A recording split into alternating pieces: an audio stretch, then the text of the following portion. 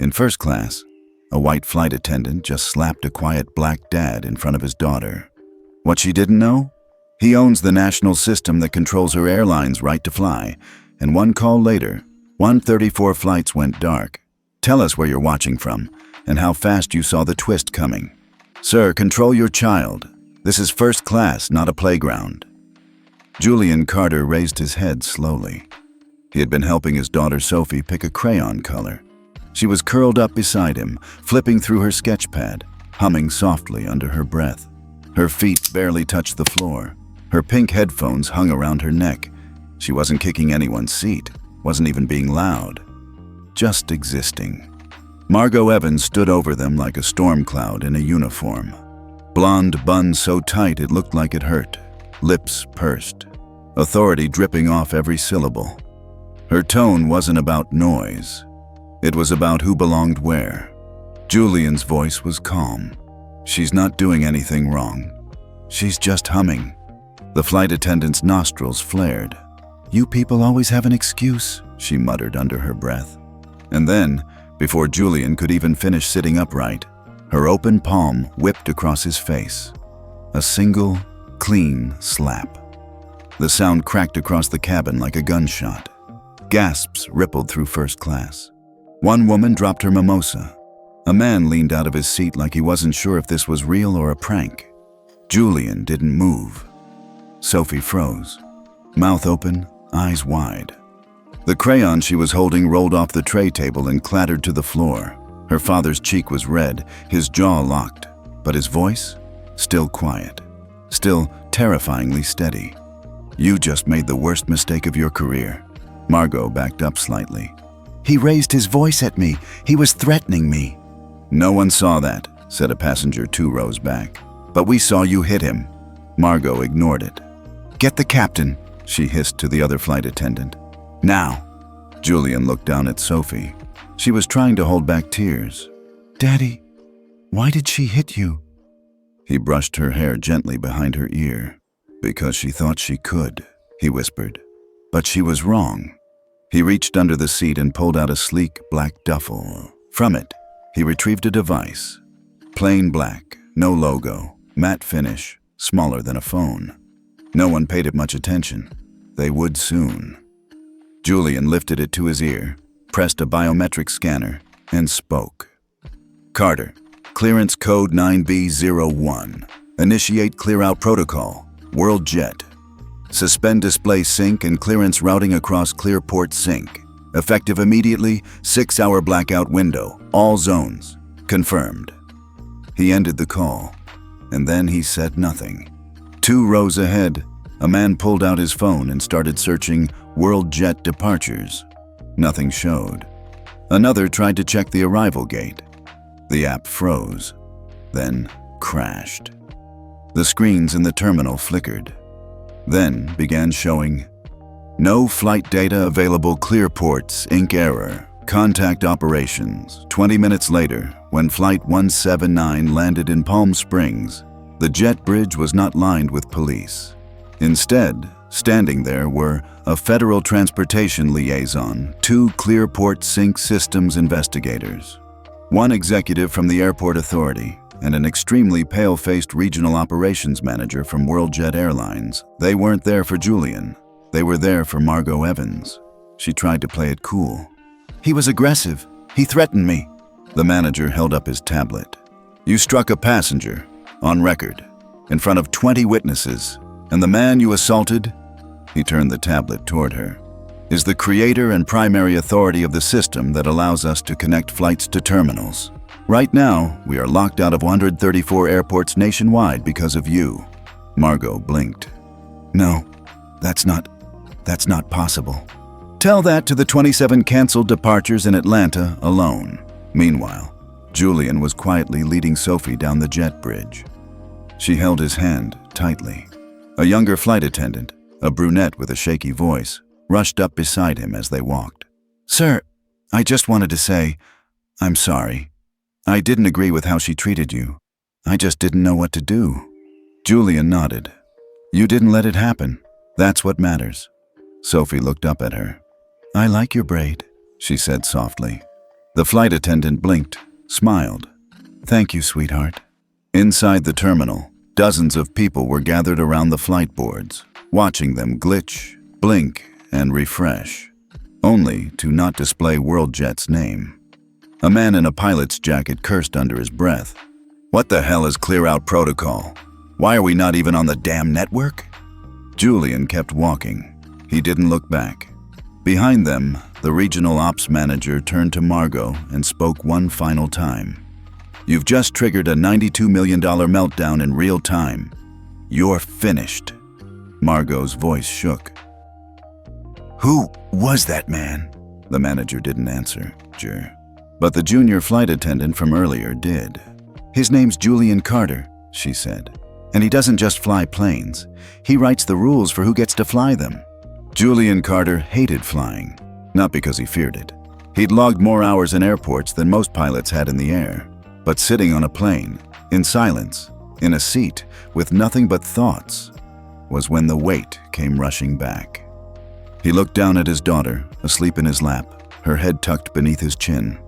Her sketchbook had fallen open on a page half filled with stars and waves, the purple crayon smudged near the corner where she dozed off mid-line. She always drew when she got nervous. Flying used to be Amelia's thing. She loved it, loved how the clouds looked like cotton candy, loved the peanuts and the safety cards and watching the tiny world through the oval window. She was the one who booked their family trips, found the best seats, always checked in 24 hours early like it was a competitive sport. Julian didn't even own a suitcase before her. Now, he packed for two. Now, he booked first class. Not for status, but because he needed space to make sure Sophie didn't break down like she did on the flight last spring when a turbulence jolt sent her into a full-on panic attack in 24D, and no one even tried to help. He had to do better. So this trip, it was for Sophie. It was also for him. And for Amelia. Somehow, still. Their destination was simple. Palm Springs. Sophie wanted sun and a swimming pool. Julian wanted not to be recognized, not to talk business, not to explain Core Fleet or why his company's software mattered to airport logistics or why he wasn't wearing a suit. He just wanted to be a dad. It hadn't always been like this. 10 years ago, Julian was a systems engineer at Midway Airport, working graveyard shifts, staring at flickering terminals and wondering how many seconds it would take for the entire airport to fall apart if someone pulled the wrong plug. Turns out, not many. So he built a program, first for himself, then for his team, then for 3 terminals. By the time he left, Core Fleet AI was operating under the radar, quiet, fast, and so reliable it became the backbone of ClearPortSync, a synchronization framework for routing clearance, tarmac coordination, and digital display logic. Today, 27 airports across the US used his protocol. Not that anyone ever asked who made it. They knew the name, not the man, which suited Julian just fine. He could have cashed out, multiple offers. He could have sold the company to one of the tech giants and retired by 38, but Amelia was still alive then, and she believed in what it stood for. "You're not building software," she'd tell him, laughing as she handed him tea during another 2 a.m. debug session.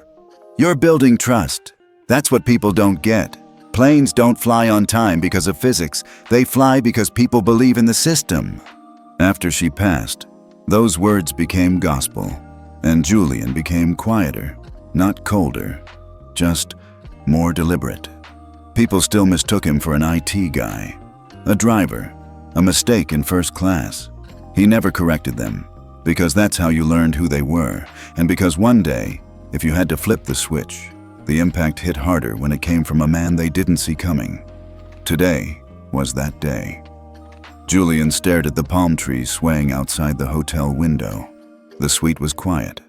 Sophie was asleep in the next room, curled in white blankets, surrounded by crayons, stuffed animals, and half a chocolate chip cookie on the nightstand.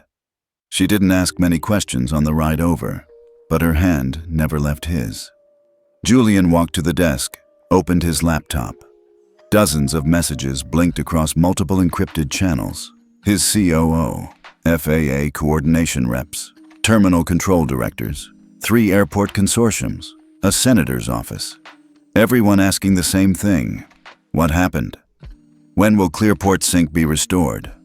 Was this a system error? He opened none of them. Instead, he clicked on one tab. An internal report generated automatically by Core Fleet's Behavior Analytics module. Margot Evans, Employee ID 11796WJ, Assigned Flight WJ179, Violation, Physical Assault, Severity, Tier 4, Passenger-Facing Misconduct, Witness Confirmations, 11, System Status, Flagged, Locked, Report Filed. Julian sat back, no joy in it, no triumph, just accountability. A soft knock. Sophie peeked around the corner, hugging her plush elephant. "Daddy?" He turned. "Yeah, baby? Was that lady mad because we were in first class?" Julian breathed in through his nose. He crouched to meet her eye level. "I think that lady was already angry at something else," he said carefully. "And she didn't like seeing us where she didn't expect us to be." Sophie frowned. "But we bought the seats." "I know," she nodded, processing. "Did she get a timeout?" Julian smiled gently. "She got a very big one."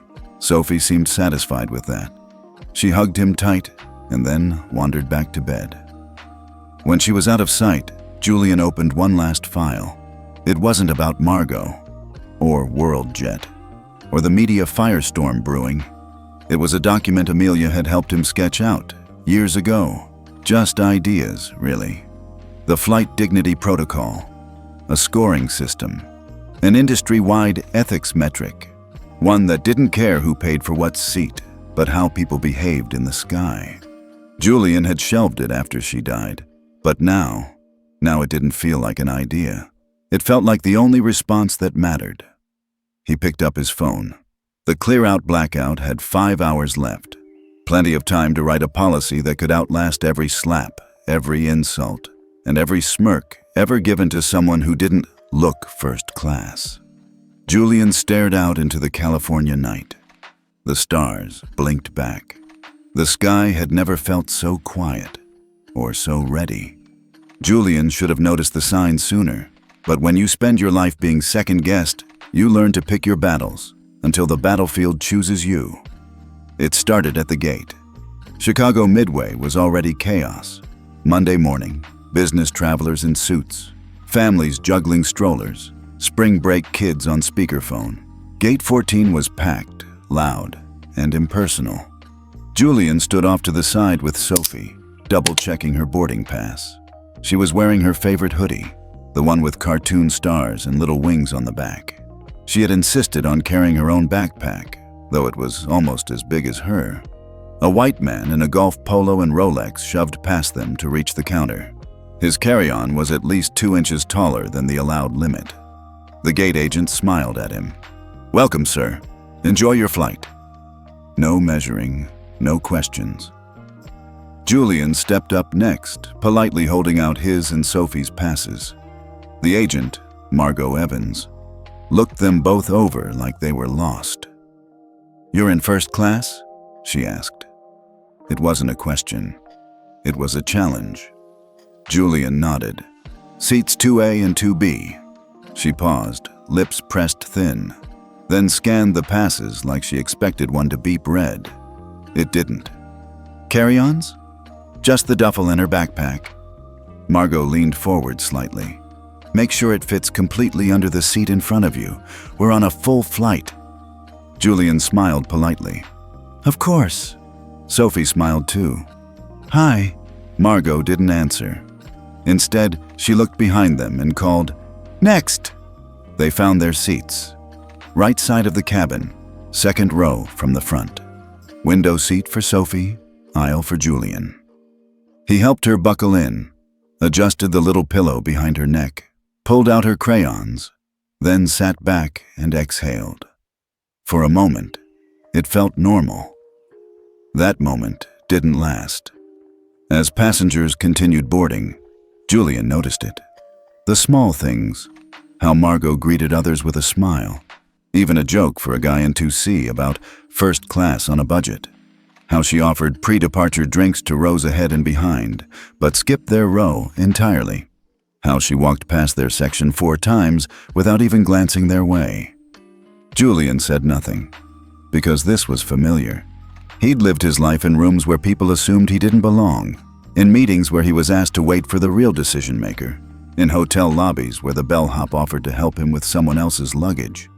He could handle it. But Sophie, she was too young to think this was normal, and that made his stomach turn. "Daddy," she whispered, "why didn't that lady bring us the juice like the other people?" Julian forced a smile. "Maybe she's busy. Want me to ask?" Sophie shook her head. "It's okay." But her voice had changed, a little smaller. Julian clenched his jaw. He pressed the call button.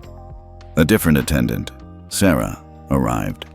Younger, nervous but kind. "Hi there, need something? Could my daughter get some water?" "Of course." Sarah came back within a minute with 2 bottles, crouched to Sophie's level, and smiled warmly. "Here you go, sweetie." Sophie lit up. "Thank you." Julian nodded at her. "Appreciate you." Sarah returned the nod, a flicker of discomfort in her eyes as she glanced toward the front of the cabin where Margot stood rigidly, pretending not to notice. An hour into the flight, Sophie had relaxed. She was coloring, humming softly, and tapping her shoes gently against the seat frame. It wasn't loud. It wasn't disruptive. It was an 8-year-old being exactly that. That's when Margot reappeared. "Sir," she snapped, eyes sharp, "please control your daughter. This isn't a daycare." Julian looked up, slow and measured. "She's being quiet. She's not bothering anyone." "It's a matter of courtesy," Margot said. "We've had complaints." Julian raised an eyebrow. "From who?" Margot blinked. She didn't answer. Instead, she said, "It's becoming a real issue on flights, this entitlement, this idea that everyone gets special treatment." She didn't say, "you people," but she didn't have to. Julian sat back. "We'll be fine." Sophie had stopped coloring. She was staring down at her sketchbook, silent now. And that was the worst part. Not the disrespect, not the passive aggression, but the way it dimmed his daughter's joy, how it made her feel small. The woman in the seat ahead turned and offered a hesitant, apologetic smile. "I'm sorry," she mouthed. "That wasn't okay." Julian nodded once. The moment passed, but the storm had already started. Later, when Sophie needed to use the restroom, Julian helped her stand and guided her into the aisle. Margot stood a few rows ahead, talking to another attendant, coffee cup in hand. Julian waited for her to move. She didn't. "Just go ahead, baby. Careful." Sophie tried to squeeze by, clutching her little backpack. As she passed, the strap barely grazed Margot's arm. A splash of lukewarm coffee hit Margot's sleeve. She turned fast, too fast. "Oh, for God's sake, watch where you're going!" Sophie flinched, freezing in place. I'm sorry." Julian moved instantly between them. "That's enough." Margot's face twisted. "She splashed me." Julian didn't raise his voice. "It was a light touch, and she said sorry. You will not intimidate my daughter." Margot's hands shook. Her voice rose. "Apologize? After she assaulted me with her careless—" "Ma'am," Julian said, tone steely. "Stop." But Margot didn't stop. She doubled down. "You people are always looking for an excuse, always causing trouble, always playing the victim." Gasps echoed. The words hung like smoke in the cabin air. And then, the slap. The rest would be remembered. But the foundation had already been poured. Every passive jab, every silent judgment, every unspoken message. You don't belong here. What Margot never understood, what so many people like her never understood, was that some men stay silent because they have nothing to say. But others stay silent because they're calculating. Because one move from them shifts the entire sky. For a second, just one, there was silence. No hum of the engines, no flight announcements, no chatter. Just the sound of a slap hanging in midair. and a little girl's breath catching in her throat. Julian Carter didn't flinch.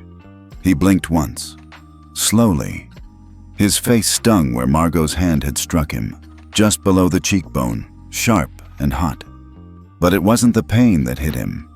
It was the look on Sophie's face. Shock, fear, confusion. The sketchbook had dropped from her lap.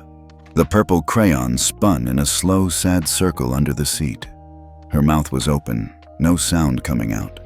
Her fingers trembled where they clutched her seatbelt buckle. Julian turned to her, eyes soft. "I'm okay, baby."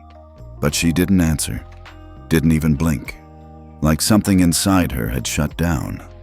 And just like that, Julian's heart dropped into ice. Behind them, the woman in 3C gasped. Someone in row 1 stood halfway up, looking like he wanted to intervene, but didn't.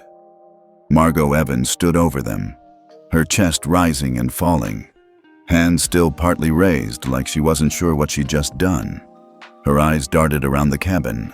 She realized, too late, that everyone was watching, and no one was on her side. He moved at me," she stammered. "He was getting aggressive. I felt threatened." Julian slowly stood. He didn't shout, he didn't lunge, he just looked at her, and that look was deadly. "No one saw aggression," he said evenly. "But they saw this." He turned slightly to show the red mark blooming on his cheek. "You slapped a passenger," he continued. "In first class, in front of his child, and in front of about 20 witnesses." Margot opened her mouth. No sound came out. He took a breath, then knelt beside Sophie, lifted her sketchbook, slid the crayon into its slot, and zipped up her small pink backpack. His voice stayed soft. "Come here, baby." Sophie, wide-eyed, moved toward him. Julian wrapped her in one arm, holding her gently against his chest. Then, with his free hand, he reached under the seat and pulled out the matte black device. Not a phone. Not exactly. No one in the cabin recognized it, but they were about to. Julian pressed his thumb against the side panel. The device chimed once, low, mechanical, final. He lifted it to his ear and spoke quietly, so softly it barely reached the row behind him.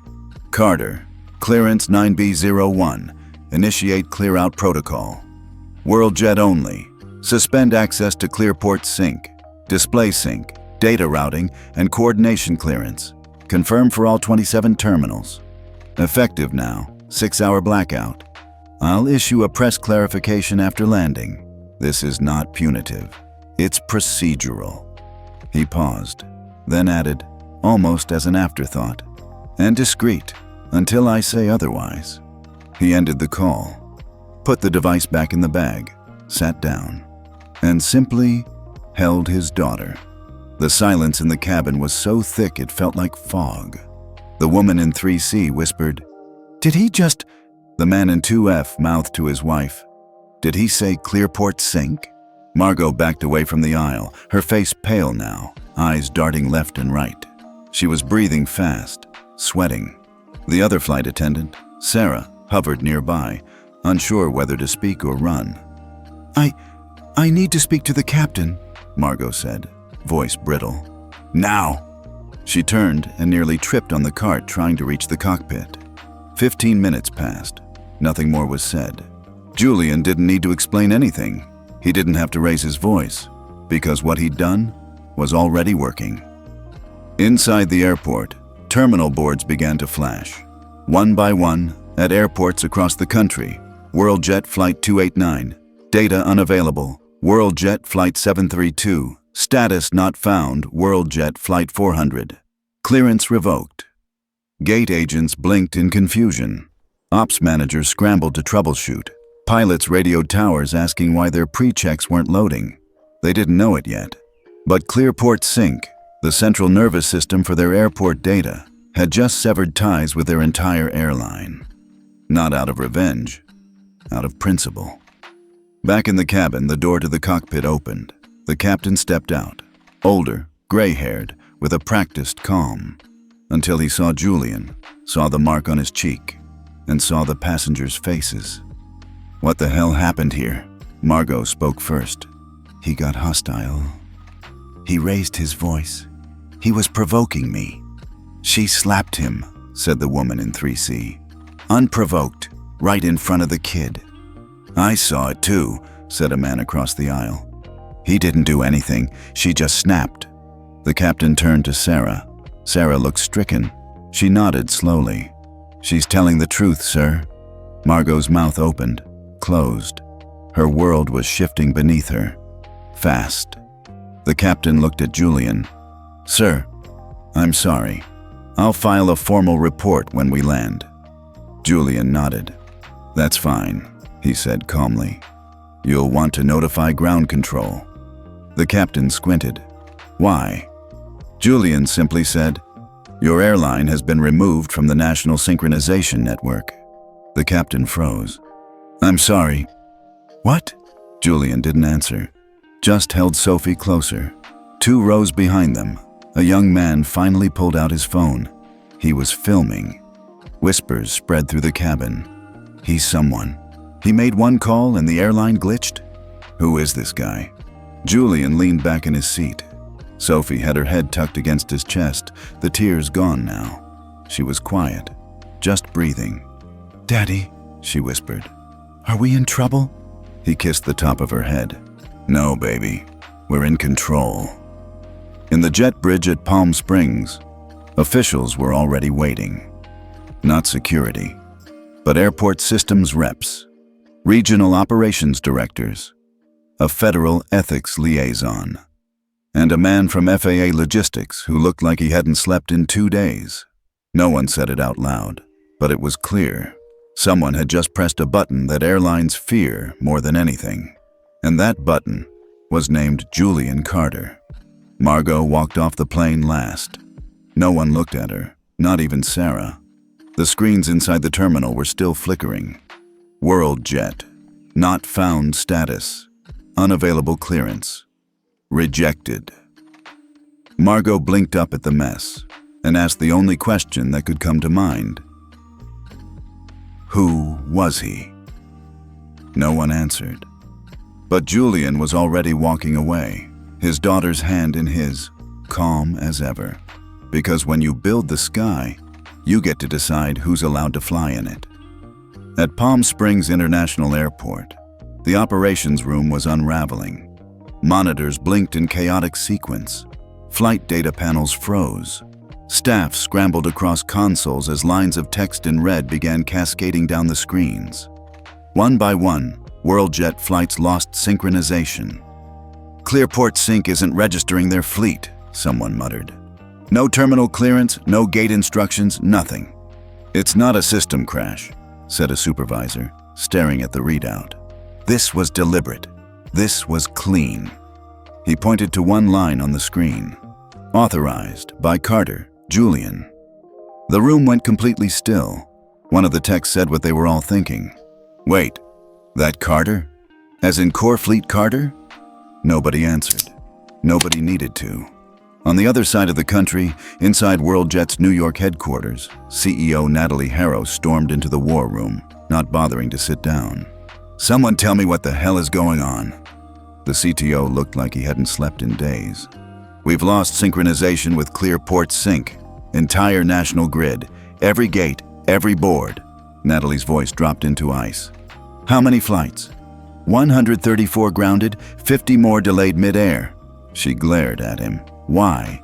The chief legal officer hesitated. There was an incident on Flight 903, Seattle to Palm Springs, in first class. Her stare could slice glass. What kind of incident? The general counsel replied flatly.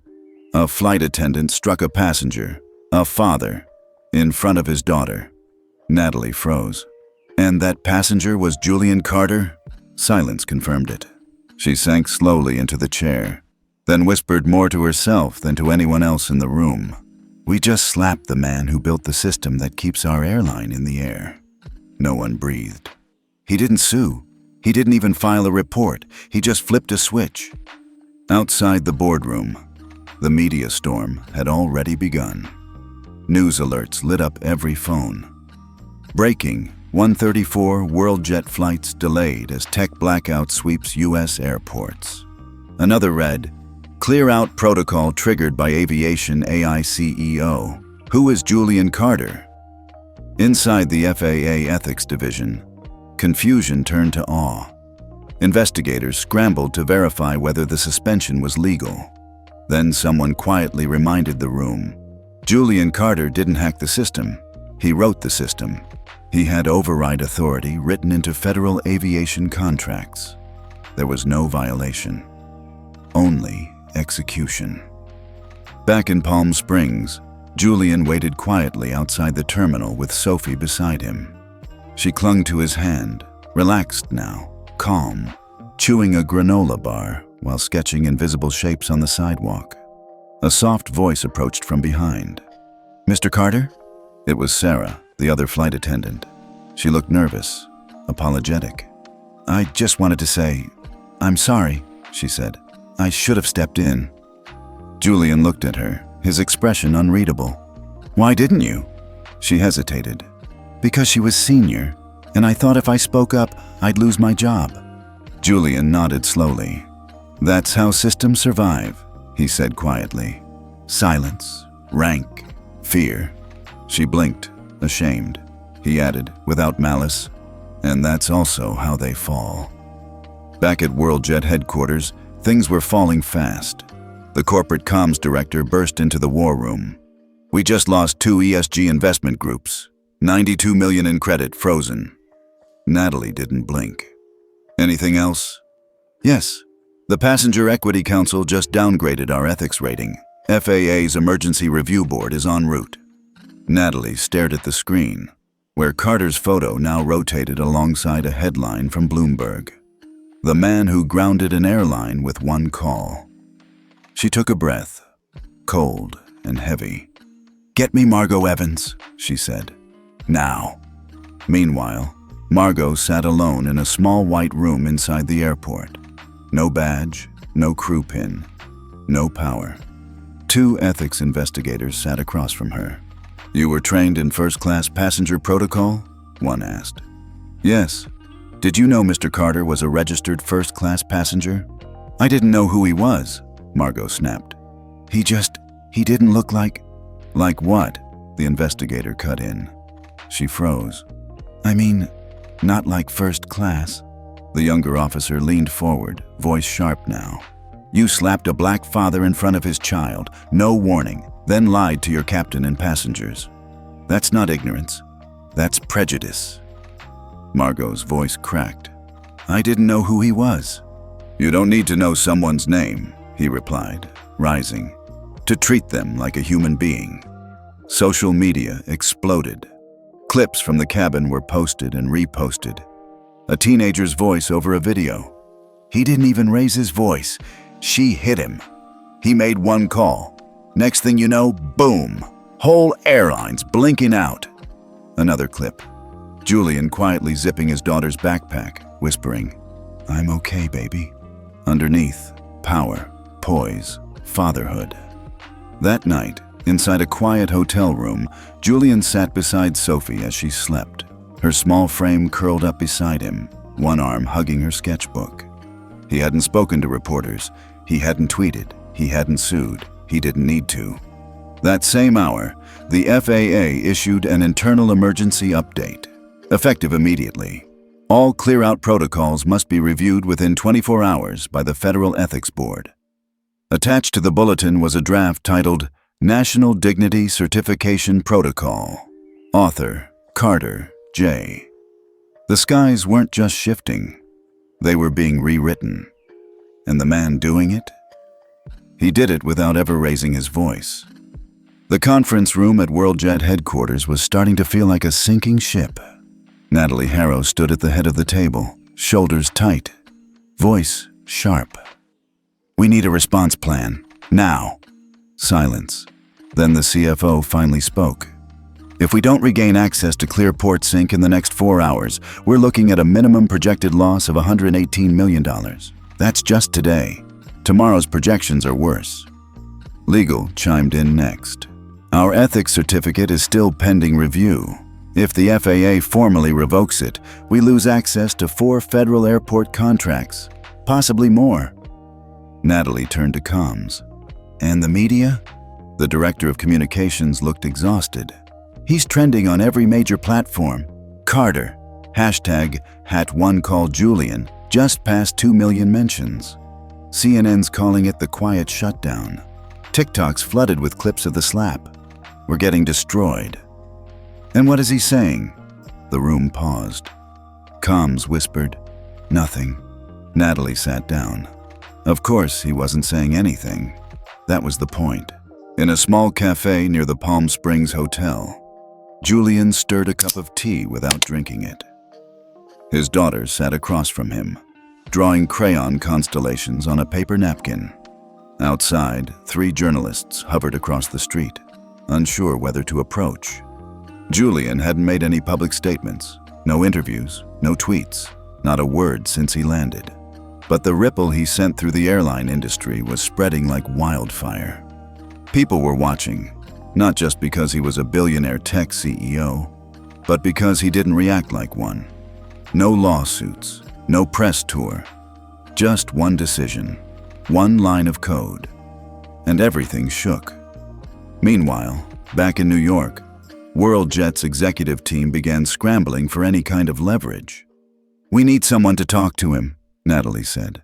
"Someone who knows him, who has his trust."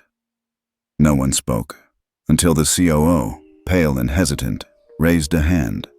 "There's a woman at FAA, Lorraine Kinney. She worked with Carter years ago. He respected her." Natalie locked eyes. "Find her." That same morning, Lorraine Kinney was already on a plane to DC, reviewing every file she had on Julian Carter. She remembered when he was just a young AI specialist out of MIT, obsessed with aviation logistics. She remembered the quiet intensity, the ethical conviction. He hadn't built ClearPortSync to get rich. He'd built it to fix something. And now, he was using it to fix something else. At FAA headquarters, things were escalating. "What we're seeing is unprecedented," the acting director said, scanning the dashboard. "No breaches, no legal overreach, but a full-scale lockout triggered by authorized override. And that override, mind you, carries federal signature. What about reinstating WorldJet access? Only Carter can unlock that. So ask him." A pause. "You think a man who stayed silent this long will just give back control?" They all knew the answer. By mid-afternoon, footage of the incident had gone viral. But it wasn't just the slap anymore. It was everything else.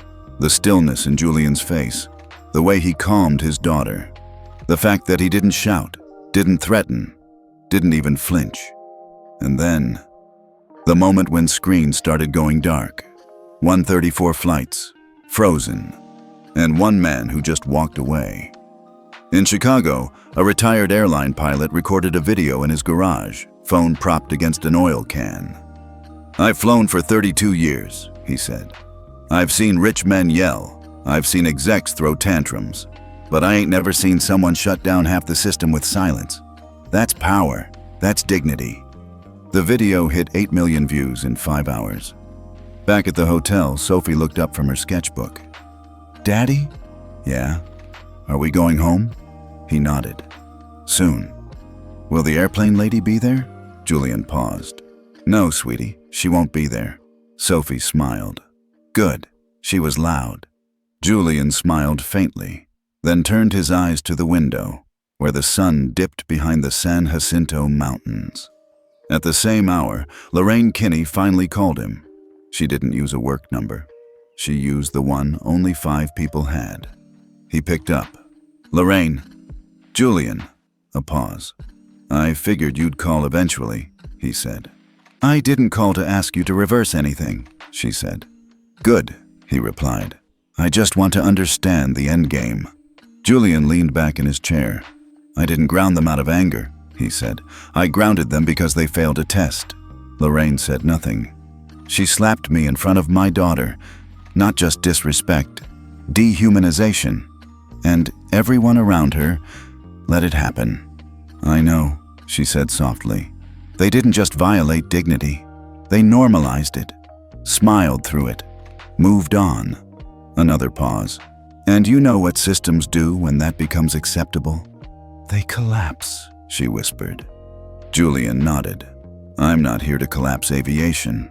I'm here to rebuild it. That night, FAA released a preliminary directive. Draft Notice, National Dignity Certification Framework, DC-001, submitted by Julian Carter, pending formal review for federal adoption. Inside the WorldJet boardroom, Natalie read the alert and exhaled like she'd swallowed glass. He wasn't just punishing them. He was changing the game. By 9 p.m., 4 regional airports had issued statements requesting temporary ethics audits for all airline vendors. 3 ESG banks announced updated flight partner screening, and 2 other airlines, competitors of WorldJet, reached out to Julian's team asking for early access to the Dignity Certification Protocol. People weren't just scared. They were shifting. They were trying to align with him before he became the new standard. Sophie fell asleep curled next to Julian that night, fingers resting on a crayon drawing of a plane in the sky.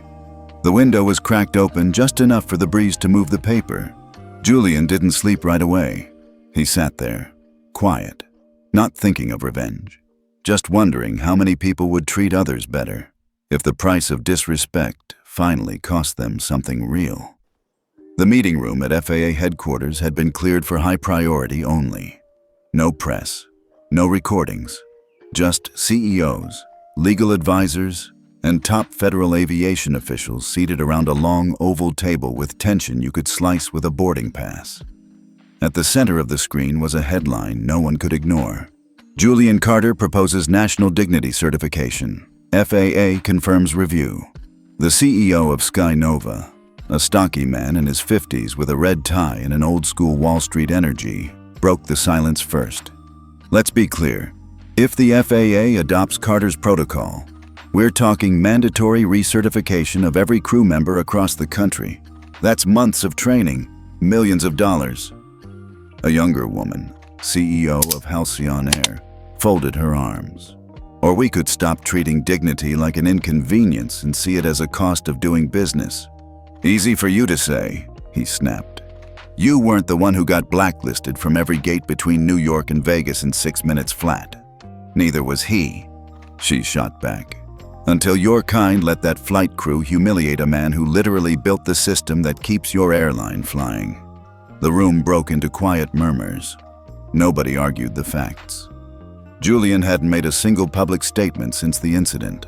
But in just 72 hours, 4 major ESG funds had frozen airline-related investments across 19 airports. 2 more regional carriers lost ethics approval at key terminals, all because of one man's silence, and a draft document called the Dignity Certification Framework, sitting on every legal desk in the room. FAA Deputy Director Lorraine Kinney stood up. We didn't call this meeting to debate Carter's authority. You've all seen the override clause in ClearPortSync. What we're here to discuss is whether this becomes policy. The room quieted. Every executive now felt what WorldJet had felt 3 days ago, the vulnerability of power unchecked. One hand went up. It belonged to Alton Reyes, the CEO of Solace Air. Alton was new money, clean reputation, young, black, former Air Force pilot turned entrepreneur. He looked calm. I've reviewed Carter's draft, he said, and I'm not here to debate it. I'm here to say Solace Air is signing on. Heads turned. We'll begin implementing the Dignity Protocol across our senior crew within 30 days, and we'll publicly support federal adoption. The room buzzed with anxiety. Someone from Eastgate muttered, "You're making us look bad." "I'm not making you look bad," Alton said. "Your own staff did that.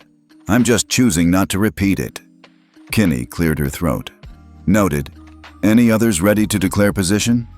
No one else spoke. 3 hours later, the FAA's formal invitation went out. To Julian Carter. Executive Roundtable. Dignity Protocol. Evaluation. Date. Immediate availability requested. Location. FAA HQ or secure virtual conference. Purpose: consultative input on industry ethics reform. Confidential. Julian didn't reply. Back in Palm Springs, Julian sat on the hotel patio with a cup of black tea cooling in his hands. Sophie was asleep inside, wrapped in her blanket and still holding onto her drawing from the plane. His phone buzzed. Text from Lorraine. FAA just issued the roundtable invite. They're hoping for your input. Julian didn't answer immediately. He stood, walked to the edge of the patio, and looked out at the dark horizon. Then, calmly, he typed, "They've already had their say. Now they can listen to the consequences." He hit send. The next morning, it was all over the news. Julian Carter declines FAA invite. Industry scrambles to interpret silence. Dignity protocol divides. Airlines, Solace Airlines, others waver. Public poll shows 84% of passengers favor ethics-based airline ratings. A quiet civil war was beginning. Some airlines whispered about regulatory overreach. Others panicked over PR blowback. But passengers? Passengers had made up their minds. One viral video showed a woman at LAX refusing to board a flight unless the airline confirmed dignity certification training. Another clip showed a gate agent apologizing to a black father for a delay, ending with, "We're trying to be better, sir. We're switching to Carter protocols next month." The world was watching, not because of noise, but because of stillness. In a small glass office at WorldJet HQ, Natalie Harrow stared out at the city skyline, her reflection frowning back at her. Her assistant stepped in. "We just lost 2 partner lounges in Miami and Denver." "Why?" "They're enforcing passenger dignity standards. We're still flagged pending." She didn't speak. "Also, Carter's team declined our private request for meeting." Natalie turned slowly. "Of course he did." The assistant lingered. "What do we do?" "Not yet," she said. "Let the other CEOs speak first. Let them burn the air." She knew this wasn't about one man anymore. It was about a new standard, and whether the old guard had the stomach to meet it. Back in Julian's hotel suite, his phone buzzed again. This time, it was from Alton Reyes. "I know you don't do meetings, but if you ever feel like flying again, our gates are open. Crew's already in training. Took your docs seriously. No strings. Just respect." Julian stared at the message. He didn't reply right away. He turned to look at Sophie, still sleeping, then back at the phone. After a moment, he smiled faintly and replied, "Appreciated. When we fly again, we'll fly with dignity." The same day, FAA issued an internal notice. Topic: Passenger Dignity Standard Status. Escalated for National Policy Review. Reference: Carter Framework, DCF1 or more.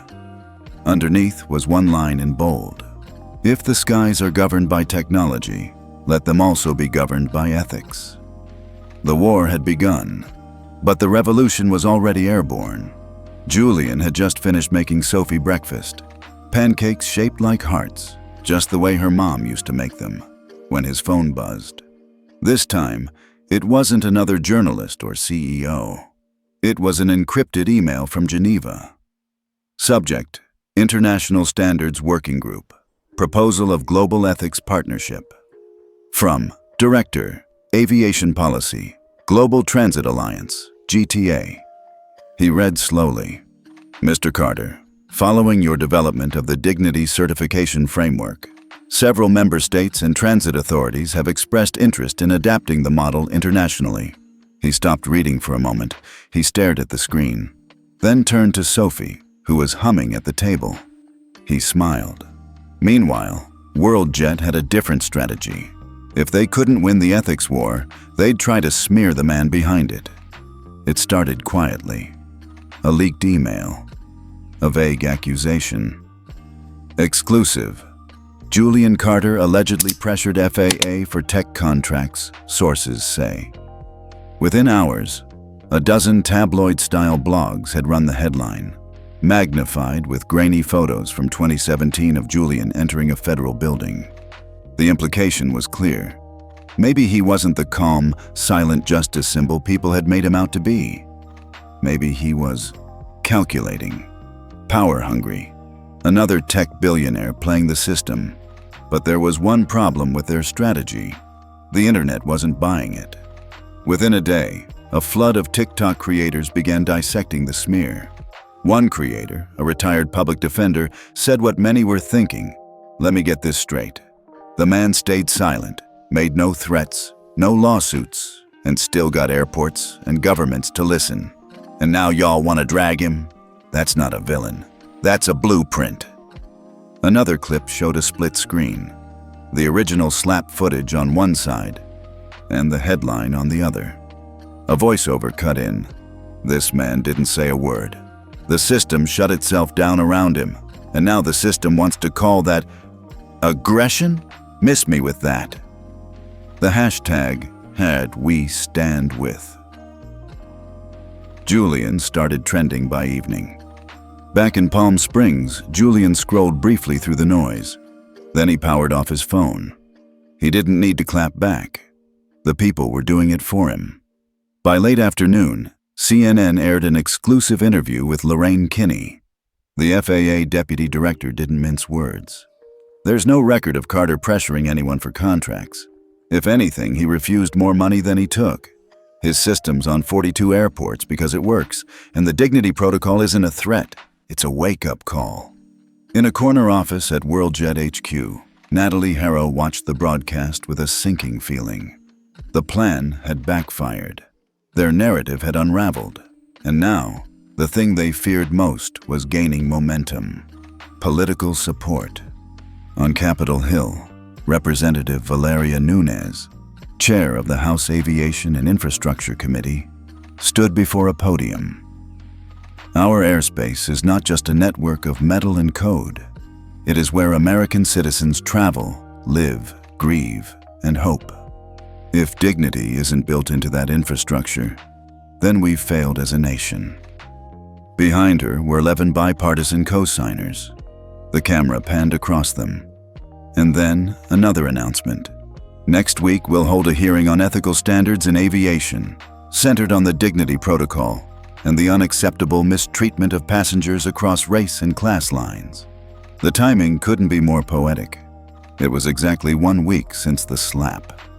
Back in Julian's suite, Sophie looked up from coloring. Daddy. Yeah?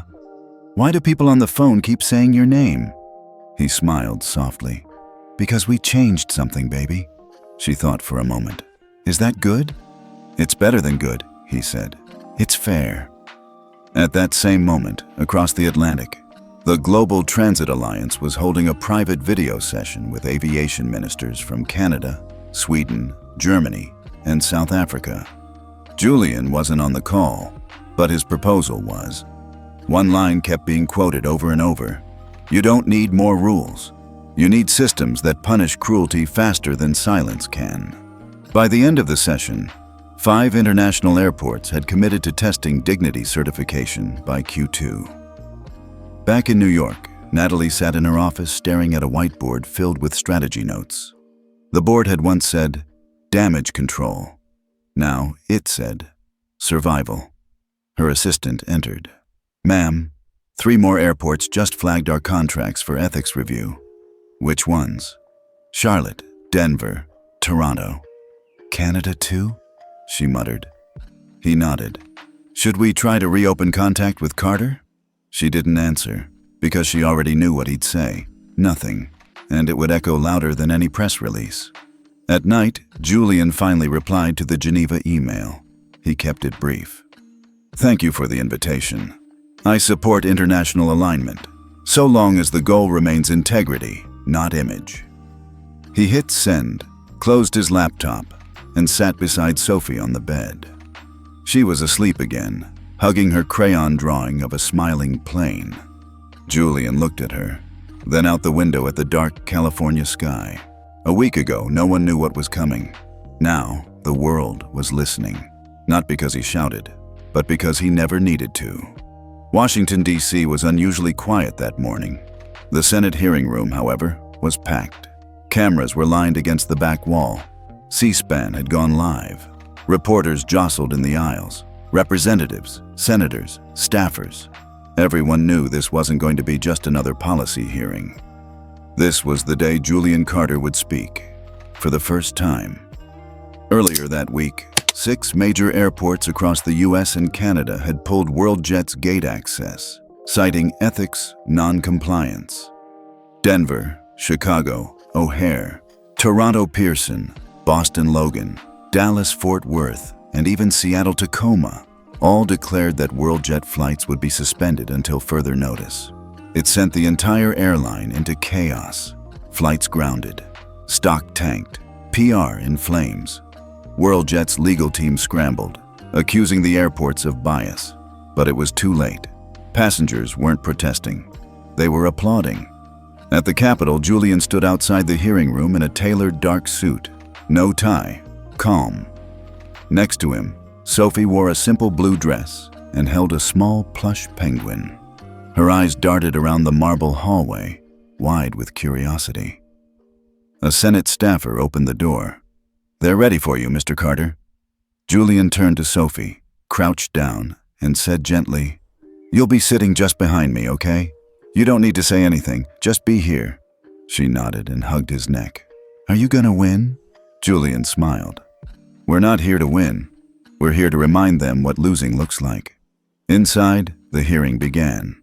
"Today's session," announced Chairwoman Nunes, "is convened to discuss national ethical reform in the aviation industry, following recent events that shocked the conscience of this country." Gasps from some, nods from others. Julian sat at the witness table, expression calm but composed.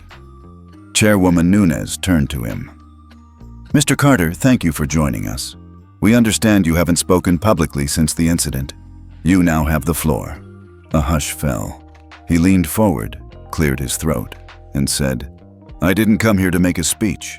I came because a child was humiliated in front of me. That child was mine, and while I had the means to respond quietly, most don't. That's the problem." Silence. Julian looked directly at the senators.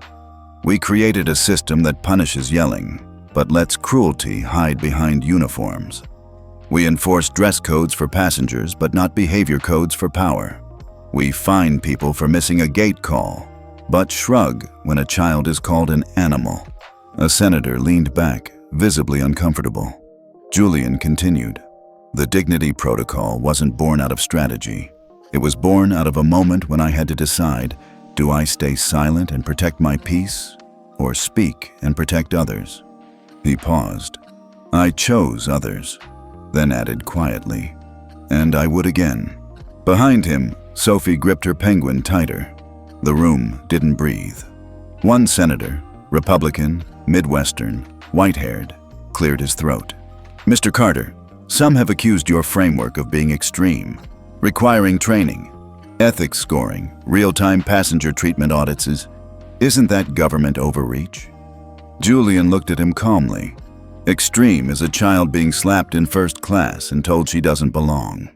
Extreme is a pilot getting praised for removing the problem when that problem is a 10-year-old black girl with a teddy bear. What I'm suggesting is balance." Another senator jumped in. "You're asking an entire industry to change in less than a year." Julian nodded. "Yes, because the industry changed its prices in 6 months after COVID.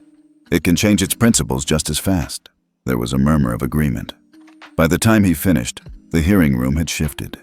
No yelling, no applause, just respect.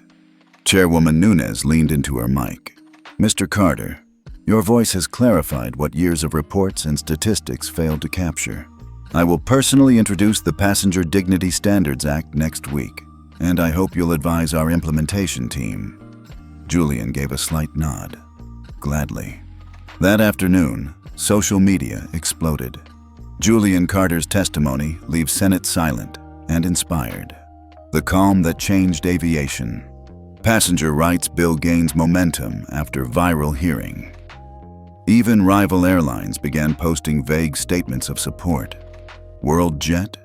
Their CEO, Natalie Harrow, was nowhere to be found. Her silence, once powerful, now sounded like guilt. Later that evening, as the Capitol dome glowed in the distance, Julian sat with Sophie on the steps of the Lincoln Memorial. They watched the sun set over the reflecting pool. Sophie leaned on him. "Did they listen?" Julian looked down at her. "Some did." She smiled. "I think they will." He chuckled. "Me too." A few feet away, a group of tourists whispered and pointed. One woman approached cautiously. "Mr. Carter, sorry to bother you. I just wanted to say thank you. I fly a lot, and for the first time, I feel seen." He nodded. "That means everything." Far above them, a jet streaked through the sky, trailing contrails across the clouds. And for once, Julian didn't feel like a passenger. He felt like the one setting the course. It was supposed to be WorldJet's comeback moment. Lobbyists were sent. Lawyers drafted memos. Media allies floated headlines like, "Will ethics oversight kill innovation?" Julian Carter, savior or system saboteur? Behind closed doors, WorldJet's board put $14 million into lobbying efforts, targeting members of the Senate Commerce Committee and Department of Transportation officials. Their message was simple: don't let one man's overreaction become federal law. But the problem was, America had seen the video. And more than that, they'd seen the silence. The way Julian never shouted, never demanded, never threatened. He just watched the system collapse under its own weight. That scared them more than anything, because it worked. 3 weeks after the hearing, the Passenger Dignity Standards Act passed the House Committee with a supermajority vote. By week 4, the Department of Transportation made a bold move. "We are forming a bipartisan civilian board to finalize implementation standards," co-chaired by Mr. Julian Carter. When the press asked him for a statement, he gave only one line: "The goal is simple. Nobody should need a title to be treated like a human being." Meanwhile, Sophie had become an unexpected symbol of the movement. A photo of her in the blue dress at the hearing, penguin in hand, eyes wide and calm, had gone viral. Thousands of parents reposted it with the caption, "This is who we're fighting for." Then came the summit. Washington, D.C. A 3-day convention called Skybound, Rebuilding Trust in Aviation. Julian was scheduled to deliver the closing remarks. He didn't know the organizers had something else planned. The hall was packed. Senators, executives, media, school groups, activists. Julian stepped on stage. He looked out, paused, then began. 3 months ago, I sat quietly on a plane beside my daughter. She was laughed at, then slapped, and every adult in that cabin looked away. Except one. Me. I wasn't angry. I was tired. Tired of teaching my daughter to be polite in a world that punishes her for existing. His voice never wavered. But you've all changed something. This summit, this bill, the fact that I'm standing here, means cruelty is finally being audited. The room applauded. But then Julian did something unexpected. He turned around, looked toward the side of the stage, and nodded. A woman stepped out, holding Sophie by the hand. Sophie walked up, unsure at first, then stood beside the podium. Julian whispered, "Just say what you feel, honey, if you want." The room held its breath. Sophie took a deep one, and then she spoke. "When that lady slapped me, I didn't understand why. I thought maybe I was bad or too loud, but Daddy said, 'People forget how to see little kids.'" She held up her penguin. "This is Button. He didn't say anything either, but I think Button was mad." The audience laughed gently. She finished, "I just want planes to feel safe, like a storybook, where nobody gets kicked out of the magic." The room erupted. Tears. Applause. The kind of reaction no lobbyist could manufacture. Backstage, Julian knelt and hugged her tight. "You did perfect." Sophie smiled. "Do you think she heard me?" Julian asked. "Who?" "The lady who hit me." He paused. "I think she did. Somewhere." Across the country, Newsrooms ran the footage in prime time. 6-year-old's words move nation during aviation summit. Julian Carter's daughter becomes heart of ethics reform. Even late-night hosts praised her speech, calling it the most honest moment in government this year. At WorldJet headquarters, Natalie Harrow watched in silence. All her strategies gone. No one cared about her press releases anymore. The conversation had shifted from cost to conscience. That night, as the summit closed and guests filed out, a quiet conversation happened on Capitol Hill. 2 senior FAA directors met privately with the Secretary of Transportation. Their verdict? The Dignity Protocol will become a global recommendation standard for G20 partner nations. 1 week later, Canada, France, and Kenya signed on. The ripple had become a wave. At home, Julian tucked Sophie into bed. She turned over and whispered, "Daddy, when I grow up, can I own a plane too?" Julian smiled. "You already changed how planes work. That's better." She beamed. "I think Button wants to be a pilot." He kissed her forehead. "Then Button better study hard." She giggled, and just before falling asleep, she murmured, "Nobody should get kicked out of the magic." Julian sat outside on the porch, laptop open. He reviewed the final draft of the Passenger Dignity Standards Implementation Act. There was a clause he added last minute. Section 12. Protection of minor passengers in first-class cabins. No child may be denied amenities, comfort, or dignity due to appearance, age, or perceived belonging. He clicked Save. Then closed the laptop. Outside, a jet passed overhead.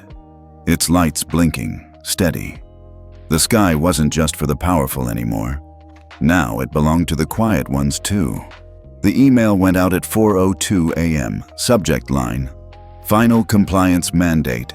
Signature required within 48 hours. It came from the Federal Aviation Administration.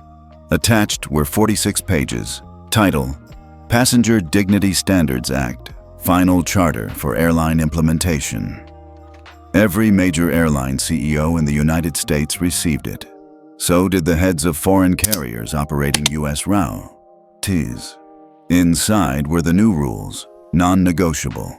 Real-time passenger treatment analytics, quarterly ethics score reviews, mandatory training for all flight crews, zero-tolerance policies for discrimination in premium cabins, and one line stood out. Non-compliance will result in suspension of domestic and international gate access privileges. No one wanted to test if that threat was real. By 9:37 a.m., the first signature came in. It was from Everworld Airlines, followed by Atlantic Continental, then Jet Global. By noon, 16 airlines had signed. By midnight, 31. Even foreign giants like Eurosky and Nippon Aero signed on, because none of them wanted to be the one left out of U.S. airspace. Meanwhile, inside the FAA headquarters in Washington, D.C., Julian sat with a small team reviewing compliance dashboards. His name wasn't on the press releases, he wasn't in the photos, but his digital signature sat at the bottom of every clause. The charter was already being called the Carter Accord by insiders. He hated the name. "This was never about me," he said quietly. One of the FAA directors laughed. "You might be the only person in this town who actually means that." At 3:22 p.m., a call came in from the White House. "We'd like to honor Mr. Carter with the Presidential Medal of Civil Integrity," the aide said. Julian listened, and then replied, "I appreciate that, but I didn't do this for a medal. I did it for my daughter." There was a pause. The aide asked, "Would you at least consider being the first honorary ambassador for passenger rights?" Julian thought, then said, "I'll help from the sidelines, quietly, but the moment I become a brand, the message becomes about me, and that's not what people need." Across town at WorldJet's corporate headquarters, something else was happening. The board had gathered behind closed doors. Their legal exposure was growing. 4 class action lawsuits, 3 employee whistleblowers, thousands of refund claims, and one photo they couldn't erase. A white flight attendant slapping a black father while his daughter watched in silence. It was everywhere. Worse, the name WorldJet was now synonymous with humiliation. By 6:04 p.m., the board made a decision. Natalie Harrow was out. She was asked to resign for health and family reasons. She released a vague statement about shifting priorities, but everyone knew, and no one defended her. Not a word. The silence that followed was the real punishment. Because she had once used silence as her shield, now it had turned on her. That night, as the news broke, Julian stood at the kitchen sink washing strawberries for Sophie. The headline flashed across the TV in the background. WorldJet CEO steps down after Dignity Act signing. He didn't react, just dried his hands. Sophie came in, climbing onto the stool. "Is that the mean lady?" Julian glanced at the screen. "Yeah." Sophie tilted her head. "Did she say sorry?" Julian thought. No, but maybe she's thinking about it. Sophie picked up a strawberry and bit it. "I hope she gets better. Not fired better, real better." Julian smiled. "That's what we all hope." The next morning, the final 2 airlines signed the accord. All 33 U.S. carriers, 11 international partners. By 10 a.m., the FAA issued a formal declaration.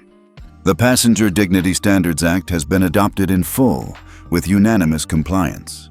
Beginning next quarter, all flights entering or exiting U.S. airspace will be subject to live monitoring under the Dignity Protocol. The air travel world had changed, not through boycotts, not through protests, but through one man's silence and one little girl's voice.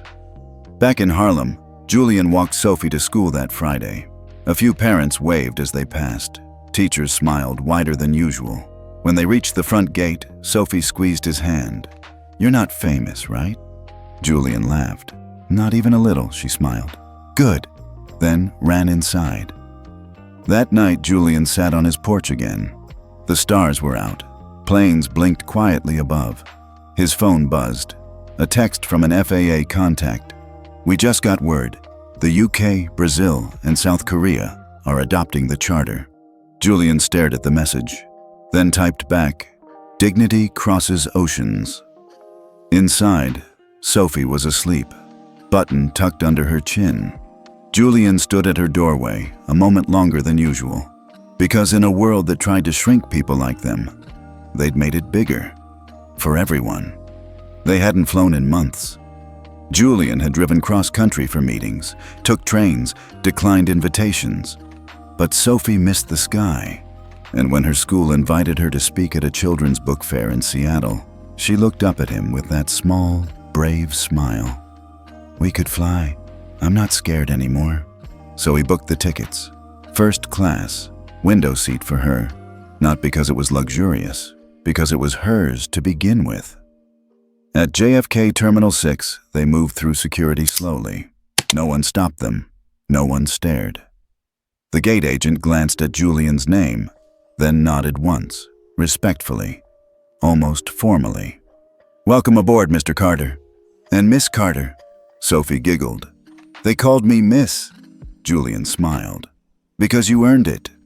As they stepped onto the plane, something shifted.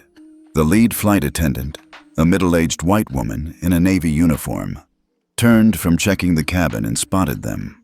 Her posture changed instantly, not out of fear, out of recognition. She took one small step forward, hands clasped, and said quietly, "Mr. Carter, Miss Carter, we're honored to have you." Julian nodded. Not cold, not distant, just calm. Sophie gave her a polite little wave and whispered to her dad, "She's nicer than the last one." Julian chuckled. "Let's keep it that way." They reached their row, 1A and 1B. A couple across the aisle, older, probably in their 70s, looked up from their books. The woman gently nudged her husband. He looked at Julian and simply tipped his head, eyes soft. No words, just a quiet acknowledgement. A thank you, without a sound. As Sophie settled into her seat, a small boy in economy peeked through the curtain. He must have been 6, like her. He wore Spider-Man socks and carried a toy rocket. Sophie spotted him, grinned, and held up her penguin. The boy smiled wide, then ducked back behind the curtain.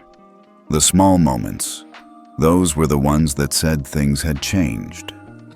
The plane rolled onto the runway. The captain's voice came over the speakers. "Good afternoon, ladies and gentlemen. On behalf of our crew, we'd like to thank each of you for flying with us, and to two of our passengers in particular. Thank you for helping make skies more human again." A hush fell across first class. No applause, just deep, reverent silence. Julian didn't move. He reached over, rested his hand lightly on Sophie's. She didn't say a word. She just squeezed back. 30 minutes into the flight, a tray came. The meal was perfect. Fresh fruit, warm bread, no errors. But more important, the attendant knelt beside Sophie to ask, "Would you like strawberry or blueberry yogurt, sweetheart?" and would button like his own napkin. Sophie lit up. Julian just watched quietly. This wasn't about extravagance. It was about dignity, earned, not requested. Near landing, a turbulence bump made the cabin jolt. Sophie tensed. Julian leaned in. "You okay?" She nodded. "Yeah, I think Button's more nervous than me." He grinned. "We're almost there." She looked out the window.